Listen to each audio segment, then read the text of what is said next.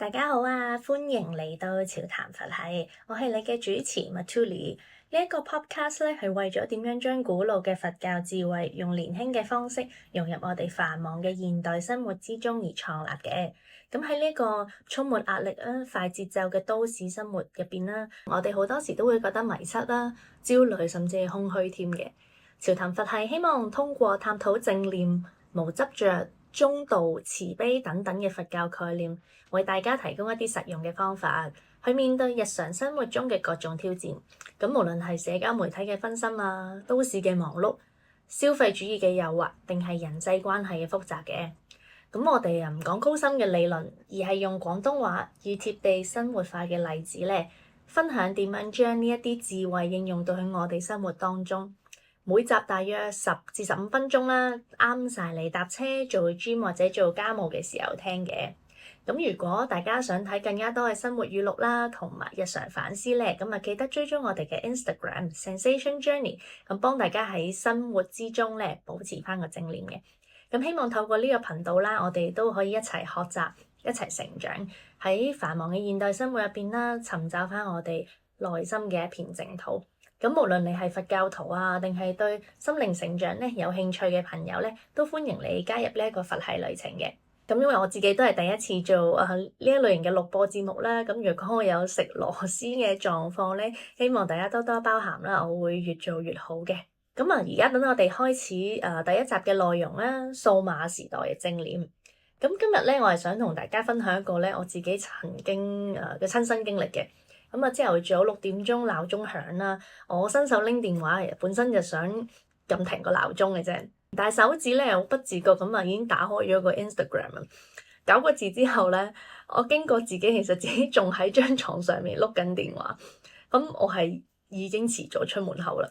喺嗰一刻咧，我係感覺到一種深深嘅挫敗感啊！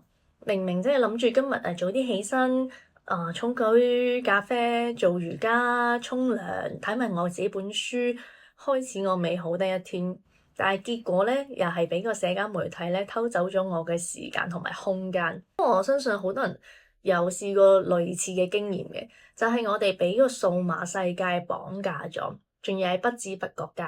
研究顯示咧，每一個香港人平均每日拎起手機咧係超過150次嘅，而每一次解鎖咧都可能導致23分鐘嘅專注力中斷。咁呢啲數字咧係令人震驚嘅。咁但係更加令人震驚嘅係咩咧？就係大部分時間我哋甚至係冇意識到自己喺度做緊乜啦。正念啦，又或者我哋講禪修嘅核心啦，就係關於覺知。知道自己喺度做緊乜，感受緊乜，諗緊乜。當我哋將呢一個概念咧應用翻去數碼時代啦，問題就會變成啦，我哋點樣可以有意識咁使用科技，而唔係俾個科技控制翻我哋。喺我嘅個人旅程入面啦，我就發現咧有3個階段嘅數碼正念修行，咁可以大家參考一下嘅。第一個階段咁就會係覺察啦，每一次拎起手機之前咁深呼吸一次，問問自己，我而家做緊乜嘢咧？我拎起手機係出於啲乜嘢目的？咁呢個咁簡單嘅動作，你自己停一停，問一問，已經係可以打破咗到個 autopilot 模式。咁你試過之後咧，你可能係會驚訝發現咧，其實有幾多次你自己拎起部電話咧，根本係冇特定目的嘅，即係純粹可能你無聊就想 unlock 去揾啲嘢抄嚟睇下，你係好不自覺嘅呢件事。第二個階段咧就會係設立界限啦 ，set 翻個 boundaries 俾自己。譬如我自己做 gym 運動嗰啲，我係完全唔會話玩電話，我最多係真係 set 定個 playlist 聽歌就 that's it 㗎啦。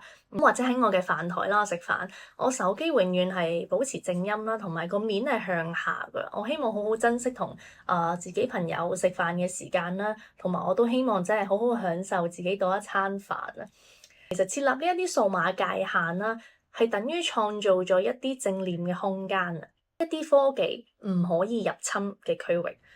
咁而第3個階段咧，就係有意識嘅選擇啦。咁當我打開個 social media，我唔再係為咗 kill time 而係帶住特定嘅目的啦，同埋時間限制嘅。例如可能我想同朋友聯繫啦，了解啲特定嘅資訊啦，或者我真係想分享我嘅創作。而然後完成任務就關咗佢啦，將無意識嘅滑動啦轉變為有目的嘅參與。咁啊喺上海或者係香港嘅地鐵嘅觀察啦，係令我特別有感觸嘅。咁大家都可以留意下，好容易就睇到噶啦。你每一卡嘅車廂咧，幾乎每一個人咧都係低頭望住部電話嘅，好少人即係同身邊嘅人有個互動，即使佢哋可能係一齊搭車都好。咁其實係成為咗我一個提醒嘅。就係科技如果唔小心咁使用咧，係可以將我哋同當下嘅經驗隔離開，令到我哋缺席咗自己嘅生活。咁當然我都理解就話好多人覺得電話當時係一個逃避嘅工具，咁就係啦。呢一個究竟係咪一個好嘅方法咧？佛陀咧話過，正念係通往不死之門嘅道路。咁喺數碼時代啦，正念可能係我哋唯一嘅生存工具嚟㗎啦。幫助咧我哋喺無窮嘅信息海洋入面保持返自己嘅方向咁。咁透過一啲實際嘅方法啦，我哋可以重新掌握個主動權嘅。咁我會介紹就係20法則。咁每用電子屏幕20分鐘啦，咁你可以望向20公尺以外嘅嘢20秒鐘。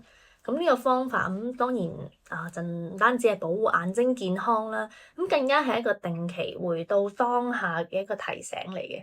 又或者你可以設立正念提醒啦，每一次你聽到手機響或者震啦，你唔好即刻睇住，咁而係你都深呼吸一下，感受下當下嘅環境先，然後先至決定其實係咪需要即刻去回應咧？呢一個小小嘅延遲咧，係可以幫你重新獲得翻個選擇權嘅。因為其實好多時大家都知道，其實好多 notifications 係咪真係有用咧？而又令到你分咗心喎。即係譬如提你，你有10蚊優惠券未拎啊？你仲未登入打呢鋪機喎？要攞咩獎品啊？好多都係一啲 marketing 嘅信息，但係咁樣就令到你中斷咗自己做緊嘅事情。咁所以就係話，我哋收到信息或者係一啲 notification， 我哋唔需要即刻就俾佢分散咗我哋嘅注意力。咁而最強大嘅工具啦，可能就係定期嘅數碼排毒啦。咁每一個月咧，你安排一日係唔使用任何嘅電子設備，觀察下自己嘅感受。啱啱開始咧，應該係會覺得好難受啊，因為我自己試過，你好似斷癮咁噶，即係一種我想攞個電話嚟碌下。平時因為可能一無聊諗唔到有咩搞嘅，就係拎個電話出嚟咯。咁咧習慣一下試一試啊，因為咧漸漸你會發現咧有一種特別嘅清晰感同埋存在感嘅。咁啊翻嚟我哋講啦，其實因為喺禪修嘅傳統入邊有一句説話，我哋係喺混亂之中尋找寧靜，而唔係遠離混亂嘅地方走去逃避咗佢。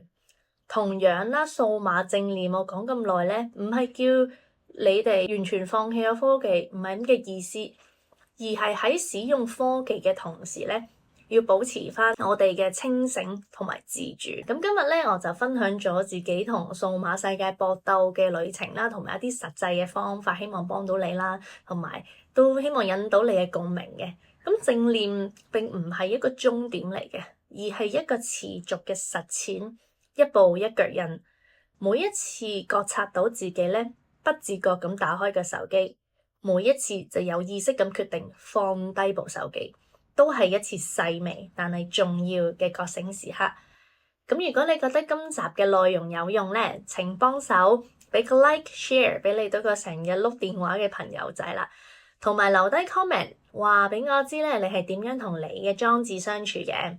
記得咧追蹤我哋嘅 Instagram Zensation Journey， 咁嗰度咧我哋有更加多嘅日常佛系提醒嘅。下一集節目啦，我哋就會討論下點樣喺我哋呢個咁繁忙嘅都市生活入邊尋找寧靜。咁同樣咧，我哋都係會用佛教嘅智慧去解決現代嘅問題，亦都提供實用嘅方法俾大家參考嘅。